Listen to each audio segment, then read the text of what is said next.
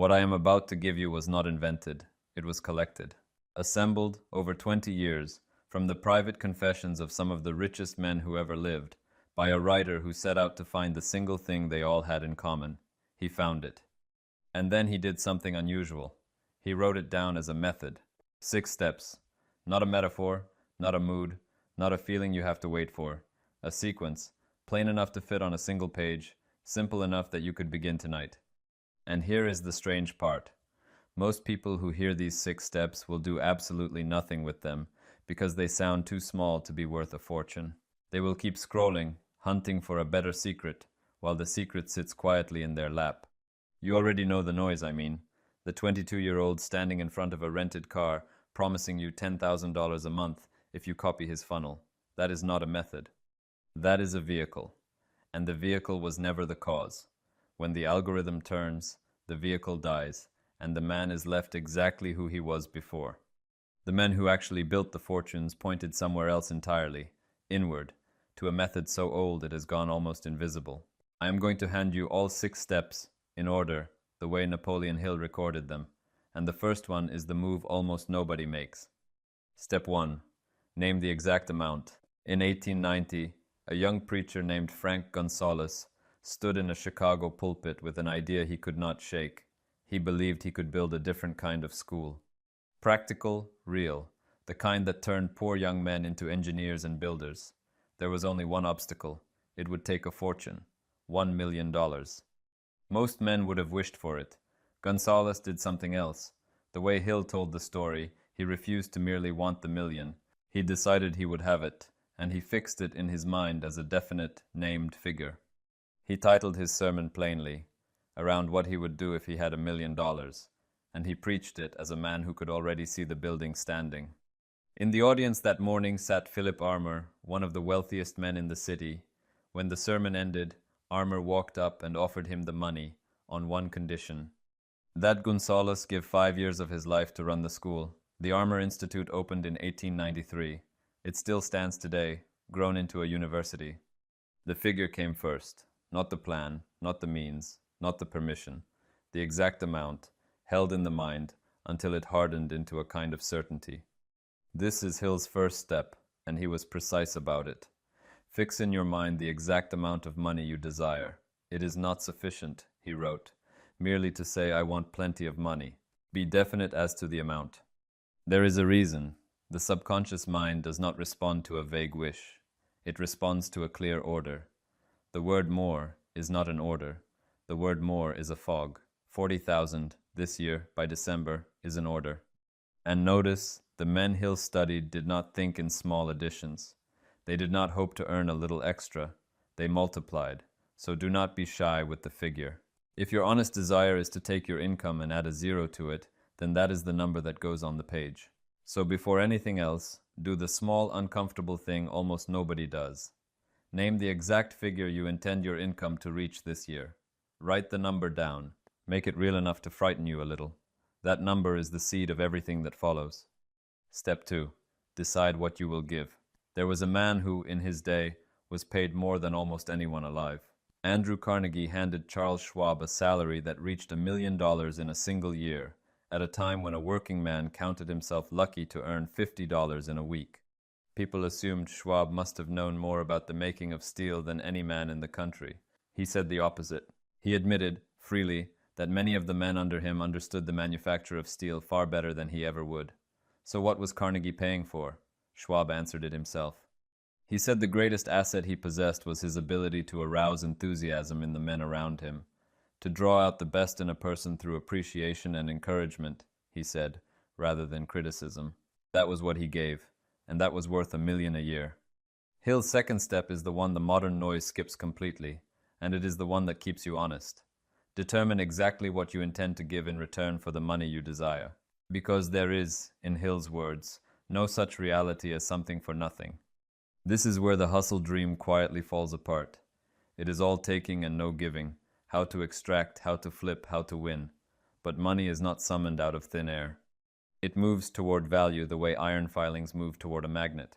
The size of your income is, in the end, simply a measure of the service you render, multiplied by how well you render it.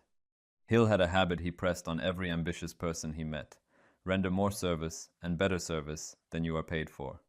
Do that long enough, he taught, and the law of increasing returns eventually forces your pay to rise to meet the service, because no employer and no market can hold a genuine value down forever. So take your figure from the first step, and beneath it answer the harder question: what will you give that is honestly worth that number? More skill, more service. A problem solved for more people, or solved far better than anyone around you solves it, decided on purpose, the way Schwab did, and you have turned a wish into a fair trade the world has every reason to honor. Step 3. Set a definite date. A desire with no date attached is just a daydream wearing a suit. It feels productive, and it goes nowhere, because the mind quietly treats the word someday as a synonym for never. Hill's third step is short and severe. Establish a definite date when you intend to possess the money you desire. A date does something a wish cannot. It turns a hope into an appointment. It tells the subconscious that the clock is running, and the subconscious, once it is given a deadline, begins arranging the means without ever asking your permission. Bob Proctor, who learned this whole philosophy from Hill's book as a young man buried in debt, working in a Toronto fire hall, used to say that we set the goal, and then the goal goes to work on us. A goal with a date attached starts shaping your choices long before you notice. What you say yes to, what you finally say no to, what you reach for at the tired edge of the day. Florence Scovel Shinn watched the same compression happen decades earlier in her own work in New York. A woman would sit in her parlor, weighed down by some impossible lack, and Shinn would have her speak one definite word for abundance, with faith, and then take a single act to back it. And the way would open, again and again, with a speed that embarrassed common sense. The vague prayer drifts forever. The definite word arrives. If this is the kind of teaching you want more of, the actual method, drawn from the people who proved it rather than the noise that imitates them, take 1 second and subscribe, because this is the entire reason this channel exists. So, put a date on your figure. Not a season, not a this year-ish someday. A date. Write it beside the number. The two of them together, the exact amount and the exact day, already make you rarer than almost everyone you imagine yourself competing with, because they have never once written down either. Step 4. Make a plan and begin at once. Here is where most people freeze, waiting to feel ready. Hill saw it coming, and his fourth step quietly closes the exit. Create a definite plan for carrying out your desire, and begin at once, whether you are ready or not, to put that plan into action. Read those last words again. Whether you are ready or not, the readiness you keep waiting for does not arrive before the action. It is produced by the action. Gonzalez did not have the building, the staff, or a single page of curriculum the morning he named his million. He had a decision, and he moved on it, and the means came forward to meet him. Proctor gave a name to the thing that stops people on this exact step. He called it the terror barrier, that wall of fear that rises the instant you move toward the larger life. Most people reach that wall, feel the fear, and retreat back into the familiar, calling it common sense. The ones who build something feel precisely the same fear, and take the step anyway. The goal that scares you a little, Proctor taught, is usually the right-sized goal. And your first plan does not have to be correct. It almost certainly will not be, and that does not matter in the slightest. A plan you have actually started can be corrected 100 times along the way. A plan you only polish in your head, waiting for it to become perfect, can never be corrected at all, because it has never once moved. Hill was blunt about this. When one plan fails, he said, replace it with another, and if that one fails, build a third, and keep building until one of them works. The failure of a plan is not the failure of the desire. It is just information. The desire, if it is definite, simply waits for a better vehicle. So make the plan rough, and make the first real move today. One concrete action toward the figure before you sleep tonight, not when you feel ready. Now. Because now is the only place the readiness was ever going to come from. Step 5. Write it all down.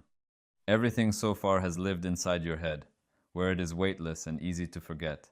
The 5th step drags it out into the world, where it begins to carry weight. Hill is exact here. Write out a clear, concise statement of the amount you intend to acquire. Name the time limit for its acquisition. State what you intend to give in return for the money, and describe clearly the plan through which you intend to accumulate it. 1 paragraph. The figure, the date, the service, the plan in your own hand. It sounds almost too plain to matter. It is, in fact, the hinge of the entire method. An unwritten goal is a passing thought, and thoughts evaporate by morning. A written goal is a contract you have signed with yourself, and a contract can be read, returned to, and obeyed. This is what the program this channel grew out of calls your statement.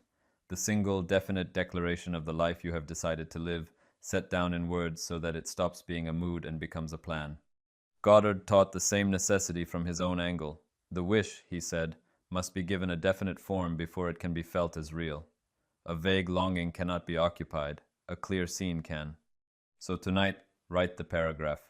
Not a long list of hopes, but one clear statement, written in the present, as a decision you have already made, rather than a favor you are begging for. Read it once, it is down on paper, and notice how different it feels from the fog it just replaced.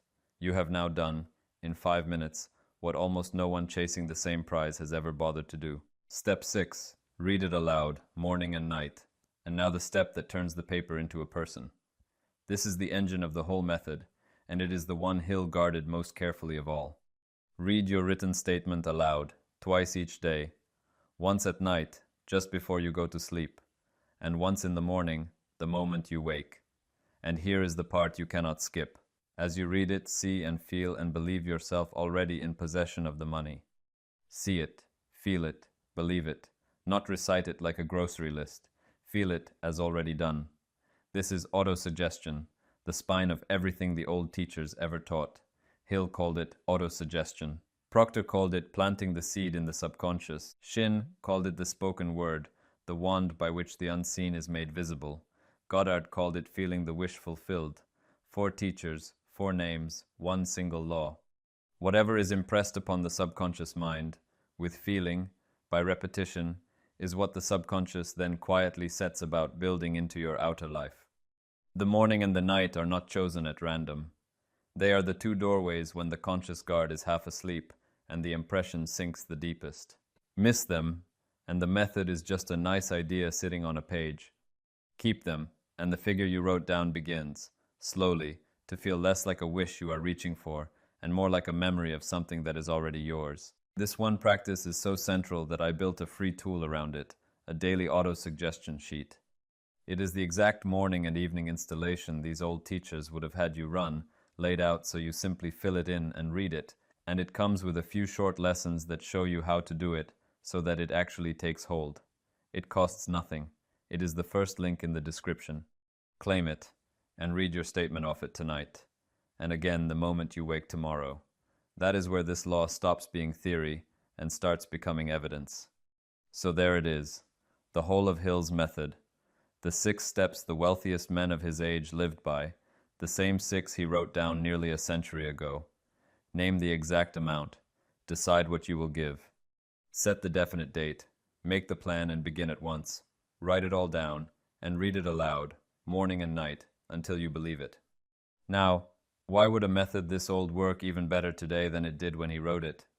Because the world it has to compete in has never been more distracted. Almost no one sets a definite aim anymore. Almost no one writes down a figure, names a date, decides what they will give, and reads it with real feeling at the edge of sleep. The crowd is scattered, scrolling, wishing in a fog, which means the few who get definite now stand out faster and meet far less resistance than in any generation that came before them. Rarity is leverage. Your competition has never been less serious about the one thing that decides everything. But I will be honest with you about the hardest part, because the old teachers always were. The first time you read that statement and say the figure out loud, a louder voice inside you will call it a lie. Nothing will appear to move. That is the moment most people quit, and it is the exact moment the method asks you to keep going, because belief does not come before the proof, it comes after it. You apply the law, you keep reading the words, and then one day, a small, unexpected sum arrives from a direction you were not even watching, and now the new identity has evidence. And you no longer believe the law, you know it. That crossing, from saying it to knowing it, is the reason I built the 1-4-day money magnet.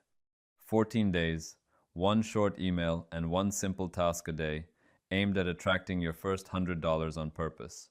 It is small on purpose. Concrete enough that you cannot argue it away once it actually happens. It is a paid program, also on purpose, because only the people who commit ever see the law work. But if you do the work and the 100 does not come, you write to me, and I return every penny. The risk is mine, not yours. It is the second link in the description, for the day you decide you are done reading about the law and ready to watch it move. Whatever you do not let these 6 steps become one more thing you admired and quietly set down. Wisdom you only nod along to changes nothing. Wisdom you install changes everything. Name your figure tonight. Write your statement. Read it before you sleep. Your second life, the prosperous one, begins the very moment you decide it is already yours.